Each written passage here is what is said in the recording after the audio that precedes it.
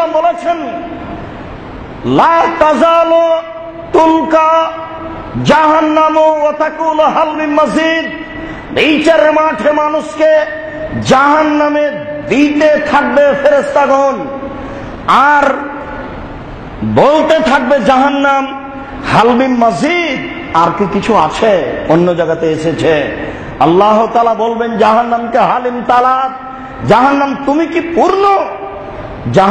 জাহান্নামীকে দিতে থাকবেন আল্লাহ, ফেরেশতাগণ দিতে থাকবেন, আর আল্লাহ বলবেন জাহান্নাম তুমি কি পূর্ণ? তখন জাহান্নাম বলবে হাল মিন মাজিদ, আর কি কিছু আছে? তার মানে মানুষ দিয়ে জাহান্নাম পূর্ণ হবে না।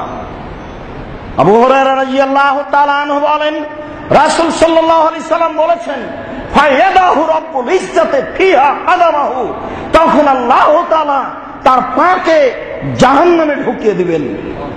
ফায়ানজাবি বাযু ইলা বাযিন, তখন জাহান্নামের কিছু অংশের মধ্যে ঢুকে গিয়ে আঁটিসাঁটো হয়ে যাবে জাহান্নাম, এবং বলতে থাকবে কাত কাত কাত বেইজ্জতিক ও কারামে, তোমার সম্মানের কসম, তোমার মর্যাদার কসম, আমি জাহান্নাম পূর্ণ, তোমার মর্যাদার কসম, তোমার ইজ্জতের কসম, আমি জাহান্নাম পূর্ণ, আমি পূর্ণ হয়েছি, যথেষ্ট যথেষ্ট যথেষ্ট। তাহলে বোঝা যাচ্ছে যে মানুষ দিয়ে জাহান্নাম পূর্ণ হবে না। আরো বোঝা যাচ্ছে যে আল্লাহর পা রয়েছে, আল্লাহ নিরাকার নন, কথাটি নগদ মিথ্যে। আল্লাহর আকার আকৃতি আছে, এ কথাই ঠিক। আবু হুরায়রা রাদিয়াল্লাহু তাআলা আনহু বলেন, রাসূল সাল্লাল্লাহু আলাইহি সাল্লাম বলেছেন, তাহাজ্জাতিন নার ওয়াল জান্নাহ, বিচার মাঠে জাহান্নাম এবং জান্নাত হইচই লাগিয়ে দিবেন, আল্লাহর সামনে ঝগড়া লাগিয়ে দিবেন। ফাকালাতিন নার, জাহান্নাম তর্ক বিতর্ক করে আল্লাহকে বলবে, ও সিরতুবি জাব্বারিন ওয়াল মুতাকাব্বিরিন, আমার ভিতরে স্বৈরাচারী, স্বেচ্ছাচারী, অহংকারী, গৌরবী, বদ মানুষগুলিকে দেওয়া হলো কেন? এর কারণ কি? তর্ক বিতর্ক করে জাহান্নাম আল্লাহর সামনে বলবে।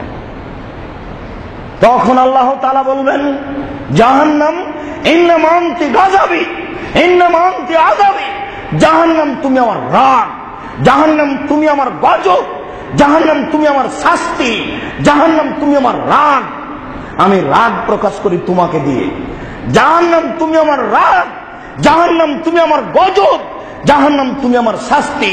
ওয়াদেব বেকে মানাশাউ মিন ইবাদি, আমি তোমাকে দিয়ে আমার বান্দার যাকে ইচ্ছে শাস্তি দিয়ে থাকে আমি দেবই।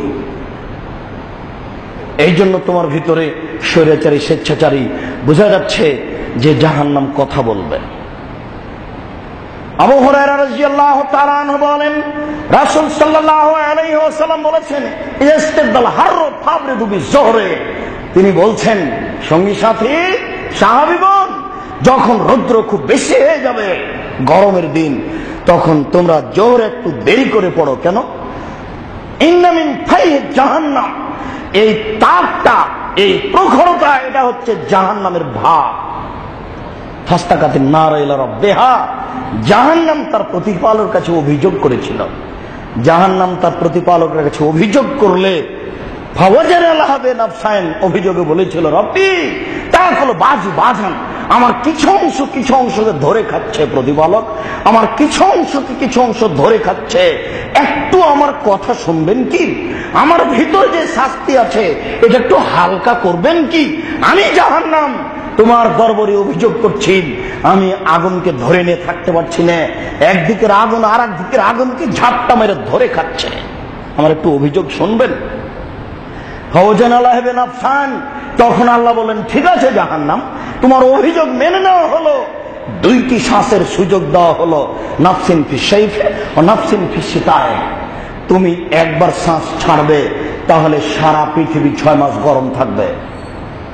তুমি একবার শ্বাস ধরবে, তাহলে সারা পৃথিবী 6 মাস ঠান্ডা থাকবে। বা এ কথার অর্থ হলো এই যে ঠান্ডা এলাকা থেকে তুমি একবার শ্বাস ছাড়বে, তাহলে পৃথিবী 6 মাস ঠান্ডা থাকবে। তুমি গরম এলাকা থেকে একবার শ্বাস ছাড়বে, তাহলে পৃথিবী 6 মাস গরম থাকবে। এটা গরম আর ঠান্ডা বুঝতে পারছেন আপনি? জাহান্নামের শ্বাস যেভাবে আসছে, তাহলে জাহান্নাম কি জিনিস? যার শ্বাসে 6 মাস ঠান্ডা থাকে পৃথিবী, আর 6 মাস গরম থাকে। আবু হুরায়রা রাদিয়াল্লাহু তাআলা